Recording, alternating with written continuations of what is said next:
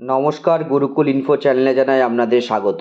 বাংলা শিক্ষা পোর্টালে আরও একটি গুরুত্বপূর্ণ কাজ, যেটি আপনারা এই নভেম্বর কিংবা ডিসেম্বরের ফার্স্ট উইকের মধ্যে করে রাখলে আপনাদের 2025 যে শিক্ষাবর্ষ, সেই শিক্ষাবর্ষে কোনো সমস্যা থাকবে না।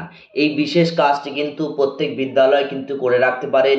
কিছু বিশেষ স্টুডেন্টদের ভিডিওতে আপনাদের সম্পূর্ণ তথ্য বা সম্পূর্ণ ইনফরমেশন শেয়ার করার চেষ্টা করব যে আপনারা কোন কাজটি এই বাংলা শিক্ষা পোর্টালের এখন কিন্তু করে রাখতে পারেন। এটি প্রতিটি প্রাথমিক স্কুলের চতুর্থ এবং পঞ্চম শ্রেণীর ছাত্রছাত্রীদের কাজটি করে রাখুন। এটি করে রাখলে আর কোনো সমস্যা থাকবে না।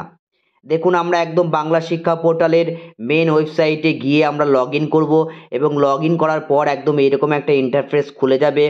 এই ইন্টারফেস খুলে যাওয়ার পর আমাদের প্রথম যে কাজটি করে রাখতে হবে সেটি দেখুন, আমরা প্রথমে একদম স্টুডেন্ট ইনফরমেশনে চলে আসবো। এইখানে এসে আমরা বিভিন্ন যে অপশনগুলো পাবো, 1 নম্বর স্টুডেন্ট লিস্ট ভিউ, আমরা রাইট ক্লিক করে open link in new tab করে নেবো।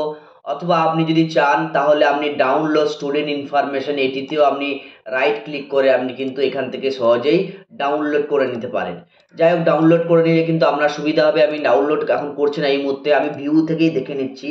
দেখুন, আমি একদম এডুকেশনাল সিলেক্ট 2024 কিন্তু সিলেক্ট করব এবং ক্লাস একদম 4 বা 5 সিলেক্ট করব। এটি আপনি কাদের করবেন মেনলি, এটি আপনি কাদের করবেন যারা আপনার স্কুল থেকে মেনলি টার্মিনেট হয়ে যাচ্ছে।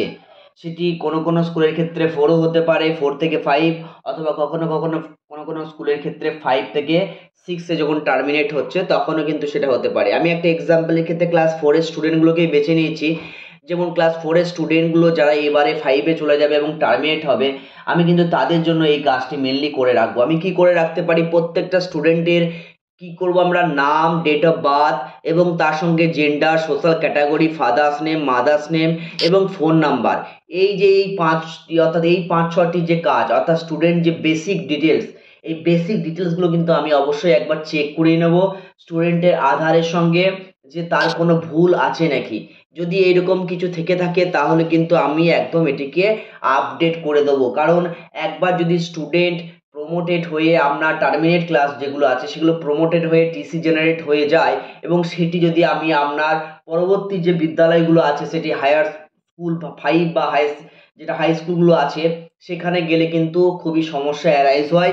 অনেক স্টুডেন্ট কিন্তু খুবই সমস্যায় পড়ে যে হাই স্কুলগুলো বলে যে নাম ভুল আছে, বা কখনো বলে বাবার নাম, মায়ের নাম, ফোন নাম্বার এগুলো ভুল আছে। যাই হোক, এইগুলো কিন্তু আপনি প্রাইমারি স্কুলের ক্ষেত্রে কারেকশন করে দিতে পারেন। সেই জন্য আপনাকে প্রথমে এইগুলোকে দেখে নিতে হবে, অথবা ডাউনলোড করেও, যেটা আমি বললাম, এখান থেকে আপনি এগুলো করে নিতে পারেন। তারপর আপনি একদম আবার চলে যাবেন কোথায়, স্টুডেন্ট এন্ট্রি অ্যান্ড আপডেট অপশনে। এখানে এসে বিভিন্ন কিন্তু এডিটের অপশন আছে, যেমন স্টুডেন্ট প্রোফাইল এডিট, অথবা কি আছে আপনার আপডেট স্টুডেন্ট বেসিক ডিটেলস, এবং তার আছে আপডেট স্টুডেন্ট আইডেন্টিটি। এই দুটো এখন অতটা কাজ করছে না। আপনার যে বেসিক ডিটেলসটা আপডেট করতে গেলে আপনাকে আপডেট করতে হবে আপডেট স্টুডেন্ট আইডেন্টিটি। এখানে যখনই আপনি ক্লিক করবেন তখন কিন্তু আপনার স্টুডেন্টের আইডি চাইবে। আমি এক্সাম্পলের ক্ষেত্রে আপনাদেরকে দেখিয়ে দিচ্ছি। যেমন আমি ক্লাস 4-এর ক্ষেত্রে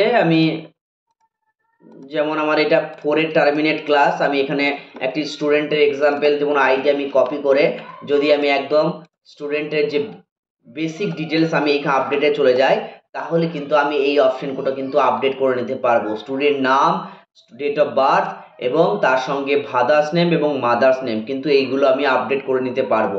ফোন নম্বর যদি আপনি আপডেট করতে চান তাহলে আপনাকে আসতে হবে কিন্তু স্টুডেন্ট বেসিক ডিটেলসে।